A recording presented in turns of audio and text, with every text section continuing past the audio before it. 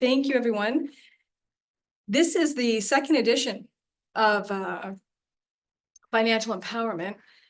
And I published the first edition in 2018.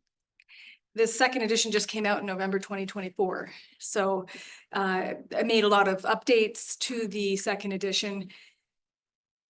It was nearly 7 years since the previous edition had been published. So a lot of learning between that first publication, a lot of learning in the classroom, outside the classroom through research.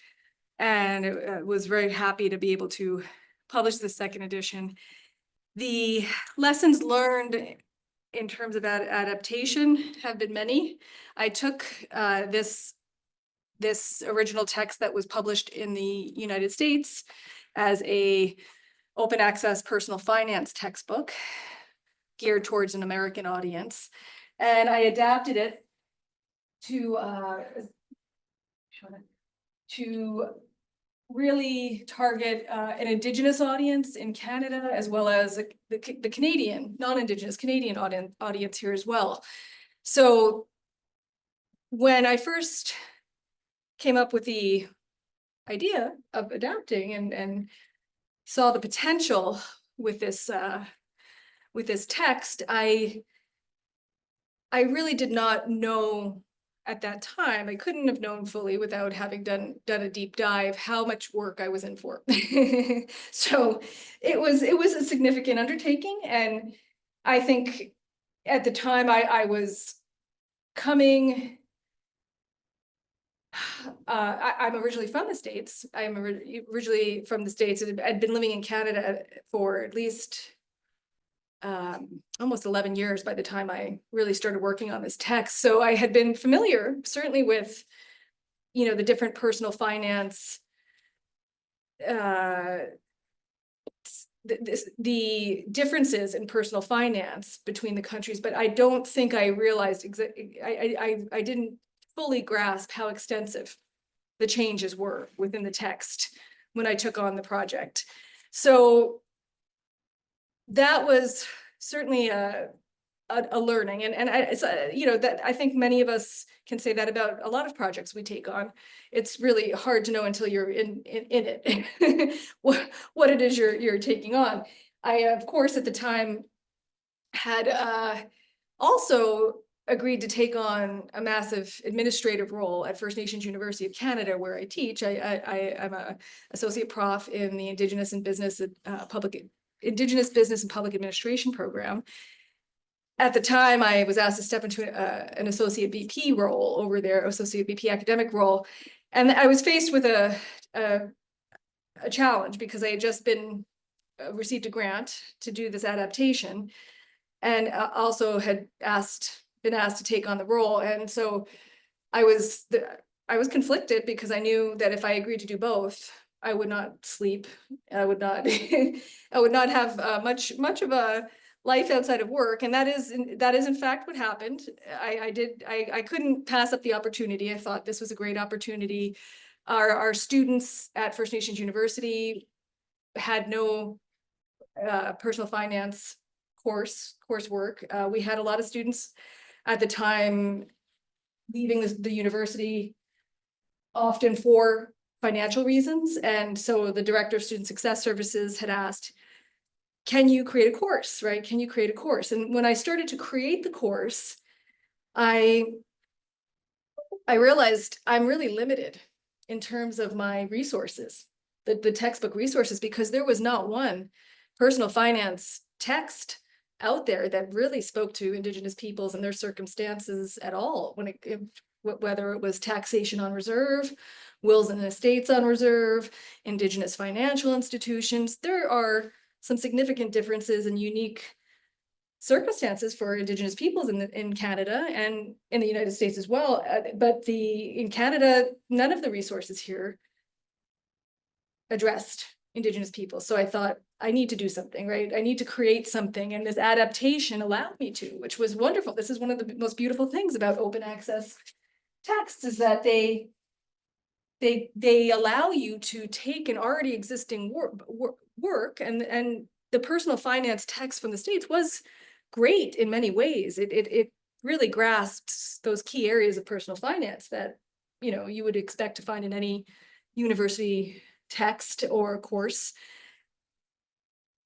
And it allowed me, the way it was structured allowed me to bring in Indigenous voices and of course, take into account the Canadian ecosystem here and how, how taxation works here, how several different areas of personal finance are different here. And so I dove in, I started to do that research, got the job at the administrative role. Things became a bit tougher at that point, and I started to seek out research assistant support, right? Because I thought maybe that will help me maybe that will help me sleep. And unfortunately, in terms of lessons learned, that is probably, there's some significant lessons learned. The time commitment, it was far more of an undertaking, far longer than I anticipated. Would I do it again? 100%. I'd do it again any day. This has been one of the best projects I've ever taken on, and the impact that it's had and the trajectory that it's taken me on with my, within my career in terms of my research and teaching has been wonderful. But I can't overstate enough.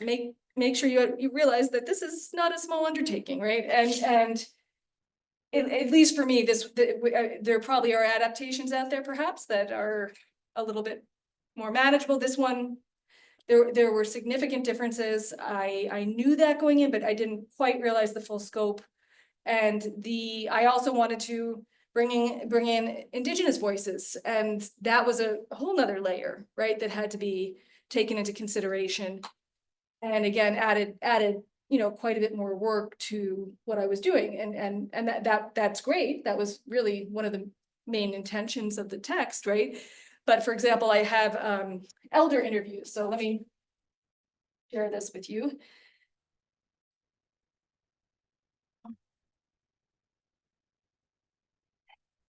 And just before I show you that, so you can kind of see in this first paragraph, right, what the purpose of the textbook adaptation is. And it was to take an accessible, student-focused personal finance text written for an American audience and make it relevant to Indigenous and non-Indigenous people in Canada. What I found is that, again, the main text resources here were not relevant to a lot of my students. And that was my main purpose for pursuing this text. It was very student focused, and I love that about the text. It really spoke to students. It really had a lot of examples and exercises that were geared towards students. So that was one of the advantages of this text. And really the goal, right, was to help students build their own personal financial capacity, and as well as to, help them to help others, right? Because what I found, one of the nice benefits of rewards of this teaching this course and using this text is that I find a lot of my students now, they share what they're learning in their communities, right? The circle kind of broadens and widens, and it's really rewarding, because I'll have my students say, oh, I'm telling all my cousins or my aunties or my mom, and I'm sharing everything. And that's the beauty, right? When students start to really engage, as we all know as teachers, they get excited about what they're learning, and they start to share it with those around it. So the ripple effect is there. But just to get back to the elders, the video interviews with elders was another massive undertaking. And you don't know what you don't know, and you can't beat yourself up about it, right? Like I didn't quite know how I was going to bring those Indigenous voices into the text. I'm non-Indigenous myself. I've been at First Nations University since 2007. And I have, I've been working in Indigenous business since that time. Prior to that, I was in the Department of Native American Studies at UC Davis as a graduate student, and doing work related to this realm of Indigenous financial institutions, and I at that time was beginning to become very well aware learning a lot about culturally relevant financial literacy. And so that helped me with the work that I was doing. And certainly helped me when I got to this project with the text. But oh yeah, here we go. The elder interviews, it just came together so beautifully. It took a while for it to come together, but what I was searching, to do interviews, I was thinking how I'd like to interview our elders council, right? I was thinking, how do I bring Indigenous voices into this textbook in a way that really meaningfully contributes to this area, this discourse, to my course modules. And so my friend Grace, who was the director of Student Success Services at the time, as well as heading up the Elders Council, said, well, I'll help you interview the Elders Council. So I ended up interviewing 8 people, I think in total, and most were on the Elders Council or with the university, working as elders within the university. And this was such a critical part of the text, because not only did it contribute to the series of videos here that you see, and there's several, right? They're very short, some are only a minute long, some 4 minutes, 5 minutes, but they are on all sorts of different topics, right? That I tie into the textbook in different sections. So some content has been, for me, completely, it's changed the way I teach certain topics. It's absolutely contributed to, I think, a better understanding for me, as well as my students, on the impacts of colonization, right? On Indigenous economies and what that means when we talk about financial literacy. This was a big undertaking, though, to do this work. And so I had to organize video production, right? I had to bring in essentially a video production person, editor. He shot everything and edited everything for me. I'll just show you a sample. I think it turned out really well. In fact, I'll share. I want to share one particular video that I think they're all quite excellent, but I always love to share. Elder Rose Birds, Florence Allen. I'll show a snippet. I won't show the whole thing. My name's Rose Bird, and I'm from Thundershaw First Nation.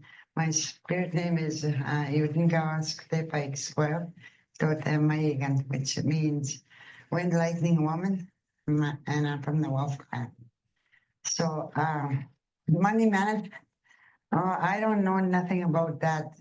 For years, because of residential school, everything was taken away from us, We didn't know how to manage money. I didn't know how to do anything. It seemed like I was controlled. Even after I got out, didn't know nothing about management. My mom and dad were in residential school, and also my grandparents. So, they didn't know too much about things like that either. Plus, Indian Affairs would send us a monthly check, for food rations. We used to get food rations. We didn't get money. And even for clothing, we'd order from a catalog. My mom would order us clothing for spring, summer, fall, and winter, and order clothing for us. And food-wise, we would buy a lot of food with Indian Affairs. And there was a budget on that Indian Affairs money. A lot of times when we had food rations, we'd have salt pork and the basics: flour, lard, sugar, tea, and that salt pork. So that was our basic food. So we were really poor. We hardly seen money. And I think that's what led to my dad's drinking and you know, that stuff. She had so many issues, same with my mom. And growing up, you know, we feel that energy, you know, as we're growing up. And my mom didn't, I know that she didn't know how to budget money because there was no budget there to, you know, just that food rations and ordering from the catalog. So I'll stop it right there. I love, you know, for me, this was one of the most impactful interviews because it really hit home the control, right? That was there over First Nations people on reserve. And as Elder Rose indicates, the money, you know, she never saw money growing up, right? She didn't even get to handle it. They didn't even get to, they had to order everything through a catalog. The Indian agent, the level of control through the Indian agent, right, was so significant that money management, those money management skills were hard to build without that experience, actually handling money and being able to be self-determining and live your own life the way, right? And so this really helped me with the introduction of the text. It really shaped things so, you know, what a lesson learned. I wish I had been able to get to this part sooner than I did, because it took me a while to actually be able to figure out how to bring in Indigenous voices. And then when I had, luckily, the support of Grace to organize these interviews with the elders, such amazing content came out of these interviews that I wish, looking back, I could have done this really early on, because that it would have helped me a bit more with the intro. When I did these interviews, I certainly went back into the introduction and made some significant changes. And Elder Rose, just really hit home a point that I had not really fully considered. I was speaking about colonization. I was speaking in the intro about the pass system, the permit system, and all these, the legislation policies that were really creating significant financial exclusion for Indigenous peoples. But she really hit home that point, that control, that lack of everything having to be, every aspect of their lives controlled by the Indian agent, food, clothing, right? That really hit home. Like how challenging, right? To build money management, financial literacy skills in that kind of environment. And the other elders affirmed that as well. They spoke about really that they didn't see money growing up. Money was not a part of their lives. And many of these elders have passed on now. Elder Rose passed, Elder Florence, many of the elders have passed on. Many of them grew up in the 40s, in that time period. And 40s, 50s, they had they really shared similar experiences that really, it was they survived through the generosity within the community and the sharing that they had they experienced, right, through their family members and friends in the community. And so there's so much within these videos that came out, and I learned so much about many things, including video production and storing videos. We've had some changes over the years, right? Because these were originally stored on Kaltura. And where are they now? Are they? Well, they might have been YouTube. I wasn't here for the history. It's YouTube. But now they're Kaltura. Now they're Kaltura, and that's right. There was a different server here, system they were stored on at U of R. They were originally on YouTube.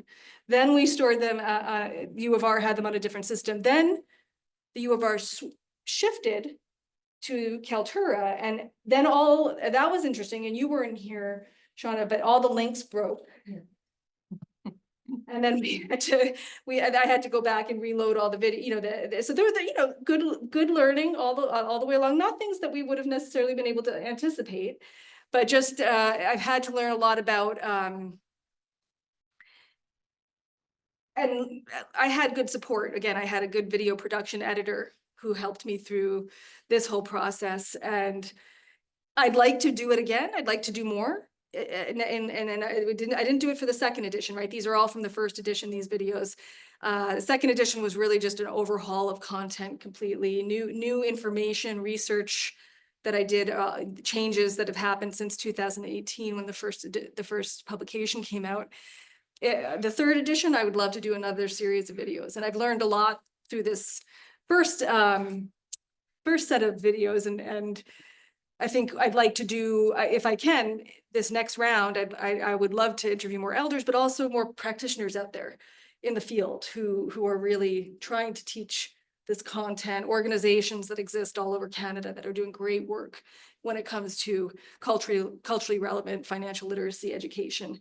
So yeah, so lots of learning here with the elders videos, interviews, and of course it teaches me a lot about how to approach some of this content in the classroom, because of course one of the biggest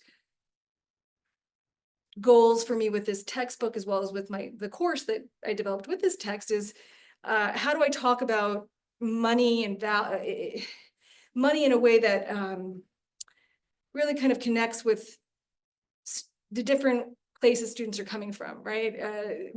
Money can be, especially, I found with some of my students, I can even say for myself growing up, my parents were a bit unconventional, hippies in many ways. And they, that relationship to money was very different than, many of my colleagues in business perhaps, or, in the finance field. And so, I had to find different ways to talk about money and different ways to talk about why we save, why we budget, right? It doesn't have to be for, greed or, selfish reasons. You can, we can save for the greater good in our, helping our communities, helping our families. But we have to also be careful of ensuring that we're taking care of our own needs, because there's, I've had so many interesting stories come up through my students over the years, and how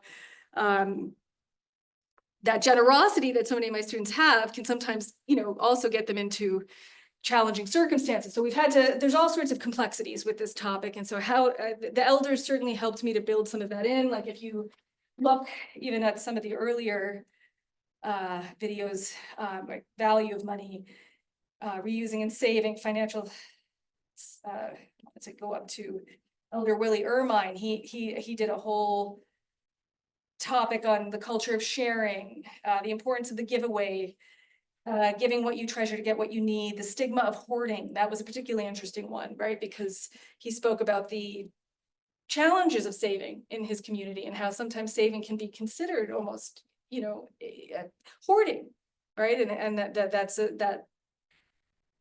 a very negative stigma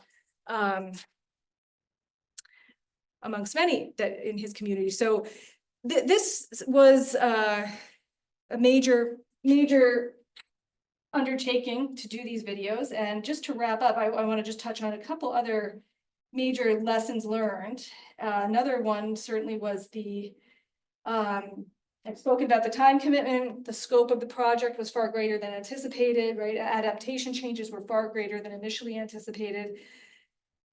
Research assistant support. It's great to find someone in your field who's committed, right? I went through 2 research assistant supports that didn't end up working out in the way that I had hoped. And so it far more on my shoulders than I was initially hoping, as I was kind of juggling different jobs, different roles.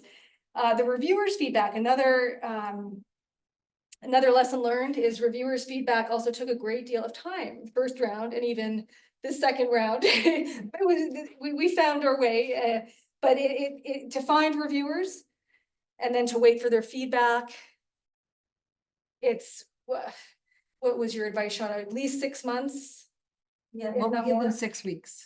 Six But weeks. It takes about a month and a half to actually find people who are available to do it. Yeah. Or longer. I think that first round for me, it took almost 6 months to identify people in the field, right? Because it has to be people that ideally I'm there's no connection. Personal finance actually is quite a small field in Canada, so at this last round, I think it was a bit tricky to find some folks who I didn't know or, have connection with at this stage. And then first round, we were able to find reviewers within a fairly reasonable time frame, but then the time that the review time took quite a long time. And then of course, to respond to the reviewers' changes that took quite an enormous amount of time, because they had a lot of good feedback and considerations I hadn't thought of. And so, yeah, there were many lessons learned, and and I would do it all over again. Despite the blood, sweat and tears, I would do it all over again.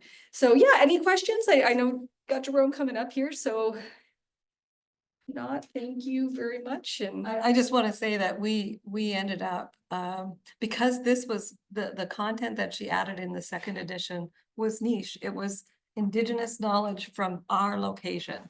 So we just decided expert readers was the way for peer review, because we couldn't find academics. We could find Indigenous academics, but located elsewhere. So yeah, that didn't know Bettina, because also, anyway.